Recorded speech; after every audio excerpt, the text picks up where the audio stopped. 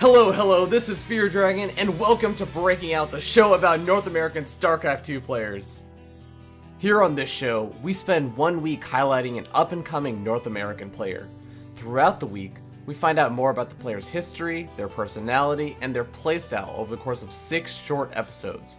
On Monday, we'll interview the player and find out more about them.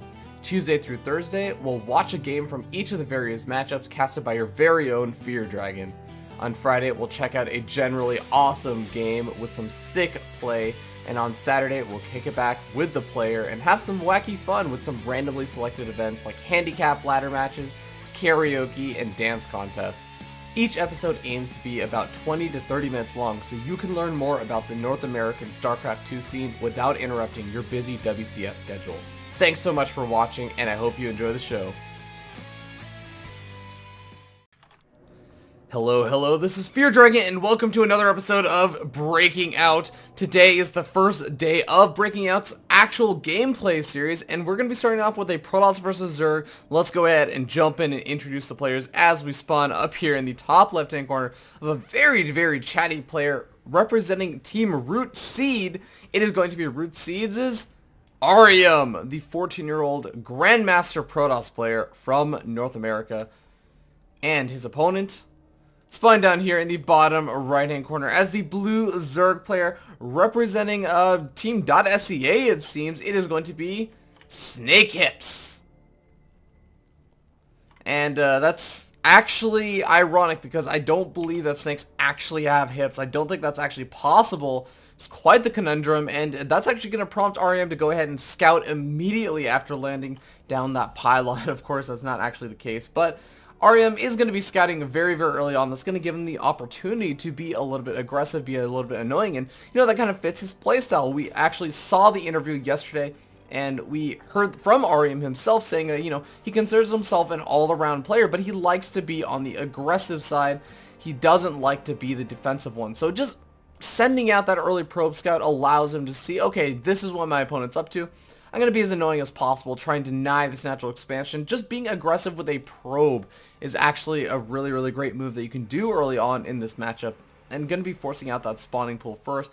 We'll have to see how exactly Arium decides to open this up. It looks like he actually is going to be going for a Forge first expansion. And this is not something that you see Protosses do all that often anymore. Although, at the same time as I say that, it has become more and more popular because some Zerg players have been playing so greedy, and we end up seeing Arium just throwing down the pylon to block that hatchery, and we'll have to see if this drone goes over to the third expansion and try and take it over there, because this probe, again, the Forge is building. He could go for some kind of crazy annoying pylon block into a cannon rush if he ends up scouting out that this third is trying to go down, and now we end up seeing the hatchery does end up finally going down. So Snakehips has that option to go for that third, but no, he actually pulls back the drone. A bit of an interesting decision, and you know, he might actually be suspecting something is up right now because he's going to be seeing over here the Forge has actually been finished up, and that's a pretty early Forge to actually have for a Protoss player, so definitely not a Nexus first.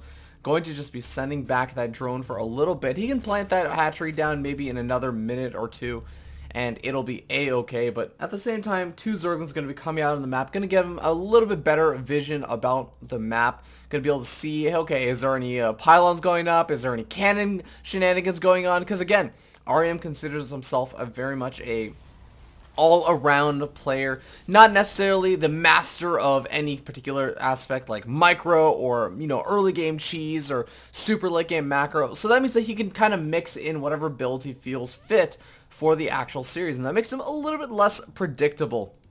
So I'm really interested to see how exactly Arium is actually going to decide to play this out, because right now it looks like he's just kind of playing it very safe with the Forge fast expansion opening with the Forge first. It's again a very safe way to open if you're concerned about some sort of early pool openings, and we saw a little bit of the chat earlier on. It looks like these two players know each other at least some way, and Arium might have just been thinking, okay, well, I don't want to take a chance that this is going to be some sort of cheese. I believe this is from the ladder, but with that being said, it looks like Snakehips finally does plant down that third expansion. Oh, maybe about 15-20 seconds later than he actually could have, but no big deal, just because it looks like they're both going to be playing a little bit safe, and Arium going to be getting out that initial Zealot. I'm really curious to see how he's going to open up, because depending on whether he decides to grab these third or fourth gas guys fairly early on, sometime in the next 20 or 25 seconds, he could end up starting this +1 weapons that would allow him to be a little bit more aggressive, like I said, he prefers to do. But at the same time, he could also kind of delay those third and fourth gas guys and just get aggressive off of pure gateway units, maybe throw down one piece of tech and try and take a third expansion. There's all kinds of possibilities. We could even see a Stargate maybe. But in the meanwhile, it looks like Arium just going to be going for a little bit of zealot harassment. Of course, actually not going to be going for zealot harassment at all. Is actually just defending that probe, and I really like that decision. Just defending the probe while it goes ahead and takes its third expansion. There could always be Zerglings waiting over here at the third to snipe off that probe. And this Overlord is going to see the third go down, and he also sees that, hey, the Zealot over here is also being utilized to knock down those rocks. So kind of interesting decision for Arium to keep the Zealot on the outside over here, because that means that not only will these rocks have to be knocked down, but then these rocks will have to be knocked down to free up the Zealot. The Zealot's actually going to be trapped in here. A little bit unfortunate. It's going to be sealing its own jail cell, but I don't think he's going to have too many problems with that, because he's probably just not looking to be super aggressive right now. He's going to be getting this +1 weapons, and it looks like, again, to skipping out on these third and fourth gas guys for a little bit while he tries to secure this third expansion. And again, the Zealot going to be trapped in over here, but he can start to wail away with that Mothership Core over on those destructible rocks. In the meanwhile, we take a look at what exactly Snakehips is up to. And Snakehips is playing this out pretty standardly, honestly. He's getting up that Roach Warren pretty nicely timed to defend against any kind of big 10-minute pushes that a Protoss player could do. He's actually getting up a third and fourth gas geyser, which is kind of interesting. I don't generally see a Zerg player going for third and fourth gas geysers this early on. You generally just see maybe a third. So probably going to be getting up that layer tech and going for some kind of tech pretty fast, and actually going to be going for a fourth expansion as well. So, I mean, it kind of all makes sense, because he's seen, hey, my opponent has gone for this very fast third, therefore I can go for a pretty fast fourth expansion of my own. So, in the meanwhile, both these players just going to be playing out that fairly macro-oriented style. Going to be getting upgrades, it looks like, from the Evolution Chamber pretty soon, I imagine. I mean, especially with 5th and 6th gas guys going down. I'm really curious when these gas guys are going to go down as well, because there's going to be a lot of gas coming in for the Zerg player. But with this Hallucinating Phoenix coming in, Arium's going to have a little bit better knowledge of what his opponent is up to. Although, actually, okay, for a second, he looked like he wasn't going to scout the main base. But yeah, he's going to see that lair time and going to be seeing, okay, my opponent has probably getting pretty close to finishing up his lair, or at least is starting it. I have to start gearing up with my own tech, and that is actually going to be what Arium is doing. Getting out some of those Immortals, getting out the Blink upgrade, and, with +1 weapons finishing up, and a Twilight Council finished up, of course, to even get that Blink research, he's going to be able to start that +2 weapons. And again, it's just a huge power macro game coming out of both of these players right now. A very standard looking game right now. It looks like 7th and 8th gas guys are going to be going down very soon, and Snakehips is going to have an enormous amount of gas, and that is actually going to be a little bit of concern as we start to move into the later stages of the game. As the Hydralisk Den is going to be coming out, we have a Spire coming out. Snakehips normally can only produce off of one of these. The Hydralisk Den, he can produce Hydrals, or he can produce Mutalisk with a Spire. He can't normally produce off of both, because it's just too much on his economy. But with a 4th expansion put up, and I mean Arium not having really put on any kind of pressure outside of that early probe harassment, I mean, there's going to be absolutely no problem for Snakehips to just get up both those tech paths, get up some upgrades for his Hydralisk, and just kind of prepare and say, you know what, I can go ahead and even take a 5th expansion. Whoa, this is actually a little bit surprising to me how fast that 5th expansion is, but really, Snakehips is just saying, I can try and power up hugely because my opponent is not pressuring me at all. And you can actually see that right now we have 87 drones. I don't think the Zerg player would ever want any more drones than that. And he's actually getting up an enormous number of Mutals. We already have 16 Mutals on the way. A massive number of Spine Callers going to be going down. This is a fantastic position for Snakehips. And I'm a little bit worried for Arium right now, because he's gearing up. He's getting up a big army with, a lot of different tech. But right now, the army is pretty small. He's not going to be able to hit with an army for at least another couple of minutes, because yeah, he has a massive number of gateways. Look at all these gateways. This is actually a lot of gateways. We're up to what, 12 gateways right now? So he's gonna be able to warp in massive numbers of units.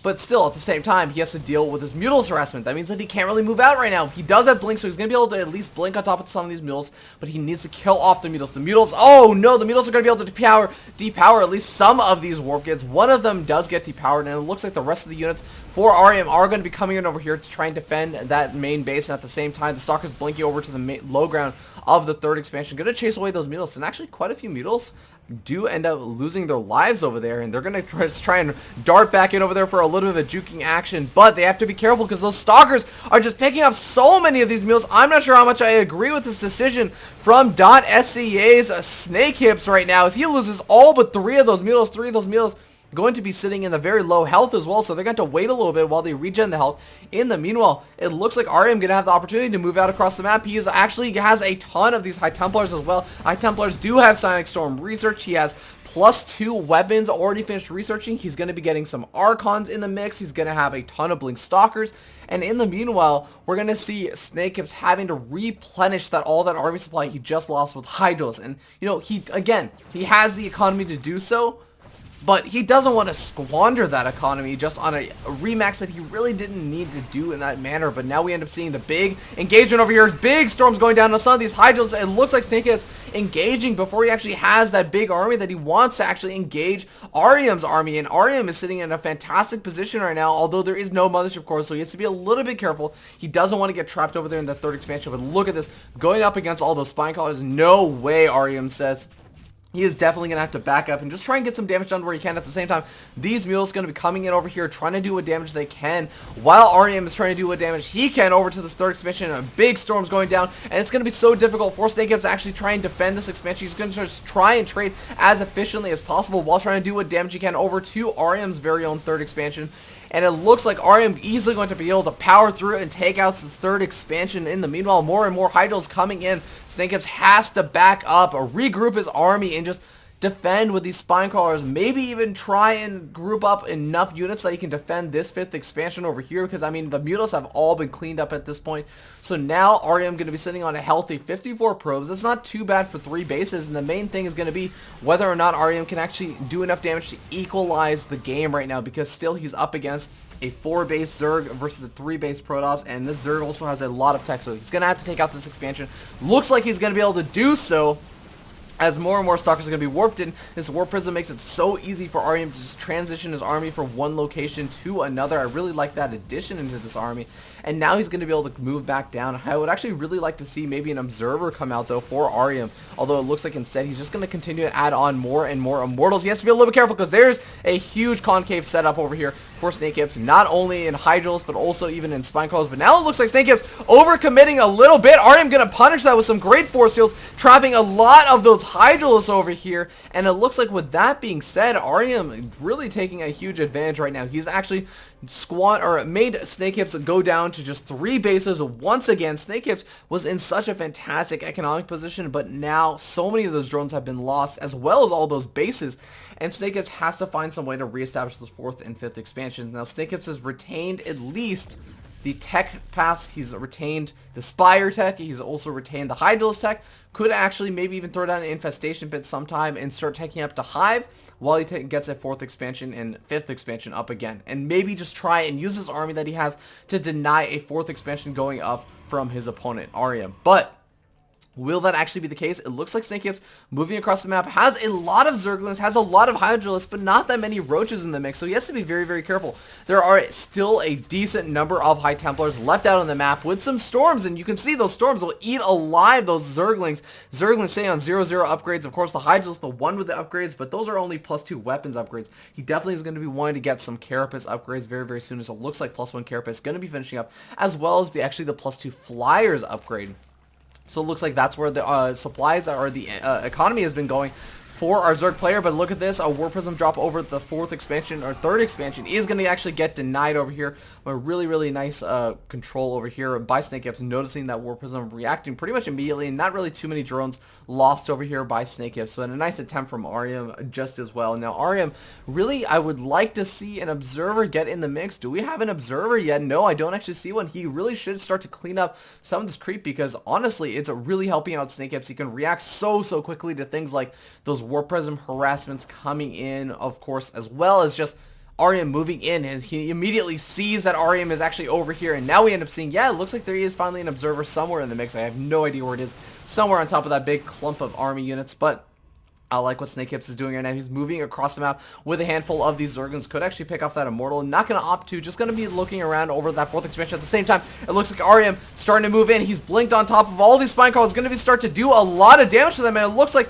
Snakehips doesn't really have a lot of tanking units right now. Again, he's just dwindled down to mostly Hydros. I'm not sure how much I agree with that decision right now. He's actually going to be forcing Arium to try and come up the ramp. But Arium is the one that has that advantage when they're dealing with chokes, because he has so many Sonic Storms. And now he's going to be able to secure that position over the natural expansion. He is starting to do a lot of damage, and now we end up seeing Snakehips push back all the way into the main base. Oh no, this is devastating for Snakehips right now, and Arium doing a fantastic job just controlling the space with this army. He's easily going to be able to start to take out this natural expansion. At the same time, the Mutila's coming over here to the 3rd expansion of Arium, going to start to whittle away at some of those cannons, but he is losing those Mutilas in an engagement that he should not be taking. At the same time, also losing the engagement over the front. Arium is doing a fantastic job pushing in, and it looks like this is going to be Arium's game to lose, folks, as he is just pushing in over here. GG gets called, and .SCA Snakehips has to tap out against Root Seeds' Arium. So really well done by the very young 14-year-old Grandmaster player Arium in this Protoss versus Zerg. We saw a very, very standard looking game, but Arium just played it out very, very patiently. Didn't really see the need to actually go for that 4th expansion because he said, well, I'm just going to go ahead and tech up. And yeah, the Zerg player got a massive, massive economy. Just taking all of these expansions, getting up all these gas guys just so quickly, but at the same time, you have to remember that Arium just knew the timing to hit. He pushed out with a ton of units that were actually very, very scary with 12 gateways. I mean, you can just warp in so many units so ultra quickly, and it worked out very, very well for Arium. So well done by him on knowing that timing to hit. And with that being said, thank you guys so much for tuning in, for breaking out on the the Protoss versus Zerg day. And tomorrow we're going to be covering the Protoss versus Terran day, and that is a day that I'm very excited to see. Arium was talking about a build that he was doing actually in the Protoss versus Terran matchup these days, where he would go for those kind of DT drops. I believe it was a DT drop, and then you transition out into Colossus off of 2 base, start to put on some pressure on your opponent, and depending on how your opponent reacts, you can kind of react a little bit differently and either power up on 3 bases again, or just go for the kill right there. So really looking forward to seeing if that's the kind of replay that Arium has sent in. But with that being said, thank you guys so much for tuning in. Please be sure to follow Arium and, of course, Root Gaming over on Twitter. I'll be posting the links in the chat if you're on Twitch. That's over at twitch.tv/FearDragon64, by the way. Or you can check out on the just below the video over on youtube.com/FearDragon64. But guys, thank you so much for tuning in, and if you enjoyed it, please go ahead and give myself a follow, as well as we're going to be doing another 4 days left of breaking out with Root Gaming Seeds Arium. So I'm looking forward to seeing you all tomorrow. Stick around and enjoy this music by youtube.com/DSEA account if you're on the live stream. If you're not, go check him out anyways, because he's super awesome. Take care, guys.